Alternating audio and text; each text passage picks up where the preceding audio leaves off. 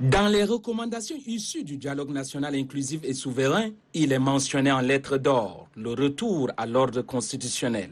Pour y arriver, il y a eu au total 7 étapes clés pour le retour à l'ordre constitutionnel. Il s'agit de l'adoption de la nouvelle constitution par voie référendaire et celle d'un code électoral, la mise en place d'un nouvel organe de gestion des élections, l'organisation des recensements électoraux, la création d'un nouveau cadre de concertation des partis politiques et enfin l'organisation des élections présidentielles, législatives et locales. Ce sont là les axes prioritaires du vaste chantier du retour à la normalité constitutionnelle. C'est le président de la transition, Mahamat Idriss Déby Itno, qui a donné le ton pour le retour à l'ordre constitutionnel lors de sa déclaration à la nation le 31 décembre dernier. Un message dans lequel il a rappelé les objectifs de la deuxième phase de transition. Dans son message à la nation, le chef de l'État souligne que ces 24 mois de transition ont pour objectif ultime le retour à l'ordre constitutionnel et la mise sur les rails d'un Tchad refondé et tourné vers le développement intégré et durable.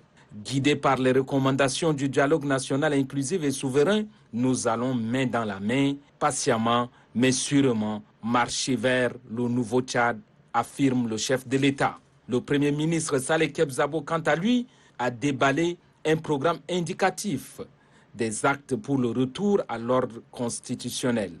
Il s'agit de la mise en place d'un nouveau cadre de concertation des partis politiques, la mise à jour des textes juridiques relatifs au processus électoral, la mise en place de la nouvelle structure chargée de l'organisation des élections, la révision du fichier électoral, la mise à jour du découpage territorial, la rédaction du projet de la nouvelle constitution, l'organisation du référendum constitutionnel et l'organisation des élections générales. Devant des conseillers nationaux de transition, le Premier ministre de transition Saleh Kebzabo a présenté le programme indicatif des actions pour un retour à l'ordre constitutionnel. Pour réussir une transition inclusive pour un nouveau contrat social, le ministre de l'administration du territoire, Liman Mahamat, a défendu au Palais de la démocratie l'adoption de l'ordonnance portant création de la Commission nationale de l'organisation du référendum constitutionnel, la CONOREC.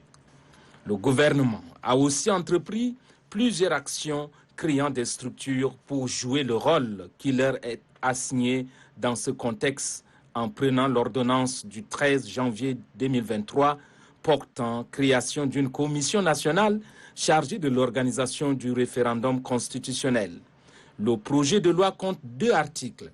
Le référendum constitutionnel est une étape cruciale pour le gouvernement car il permettra d'organiser les autres consultations.